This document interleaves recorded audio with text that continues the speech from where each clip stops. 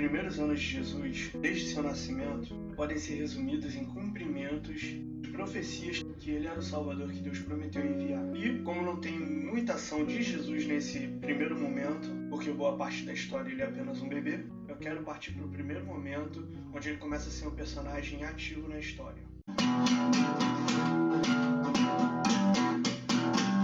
Esse evento começa com uma frase interessante. E o menino crescia, se fortalecia, enchendo-se de sabedoria, e a graça de Deus estava com ele. Era costume da família de Jesus viajar para Jerusalém no período da Páscoa. Se você estivesse perguntando, mas a Páscoa não é a ressurreição de Jesus? Na verdade, a Páscoa veio bem antes de Jesus. Foi quando o povo de Israel saiu do Egito. E aí, Deus instituiu a Páscoa para celebrar os grandiosos feitos de Deus para tirar o povo daquela terra.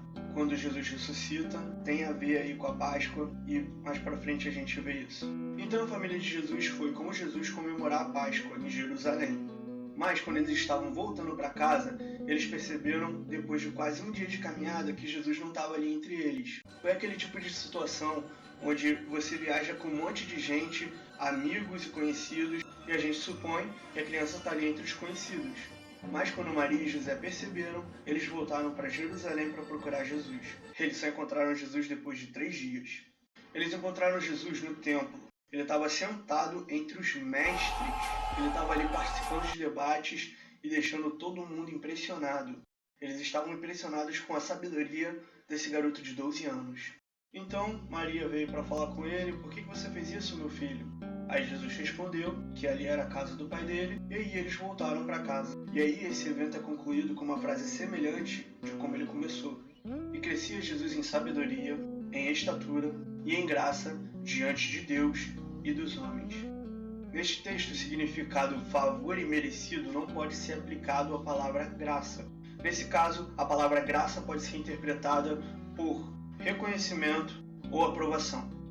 O que tem de incrível no começo desse texto e ao final desse texto é falando como Jesus se fortalecia, se enchendo de sabedoria. E aí ele achava a graça de Deus, e no segundo texto a graça de Deus e a graça dos homens. Então, por que a gente não dá uma voltinha em Provérbios para saber um pouquinho mais sobre sabedoria?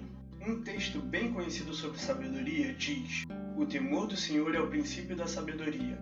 A gente pode analisar esse temor como o medo que nós temos de nossa mãe, que mesmo sabendo que não tem ninguém com maior amor e cuidado pela gente, exceto o próprio Deus, mas nós ficamos com medo quando percebemos que fizemos besteira e que ela vai dar uma correção na gente.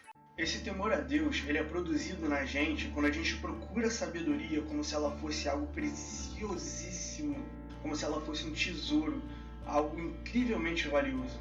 E essa busca ela se revela na prática quando nós começamos a andar obedecendo a Deus de forma sincera. E aí Deus mesmo dá a sabedoria. Depois que Ele nos dá a sabedoria, nós compreendemos a verdade e a justiça e todos os bons caminhos. Essa sabedoria nos protege dos maus caminhos e de pessoas que se levantam contra nós.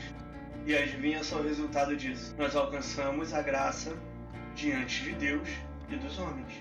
E foi exatamente o que aconteceu com Jesus. Receber a sabedoria de Deus é como ser alguém que aprende uma atividade sozinho e depois passa a ser ensinado por um profissional da área.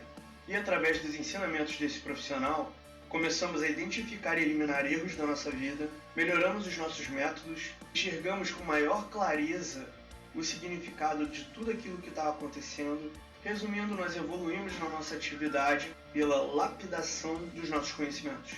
Receber a sabedoria de Deus significa compreender em níveis superiores a verdade e a justiça. Jesus começou o ministério dele aos 30 anos de idade.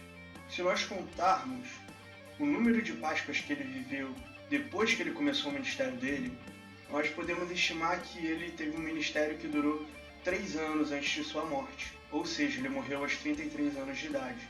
Durante esses 30 anos, nós podemos supor pelos textos que ele viveu esses 30 anos se enchendo de sabedoria.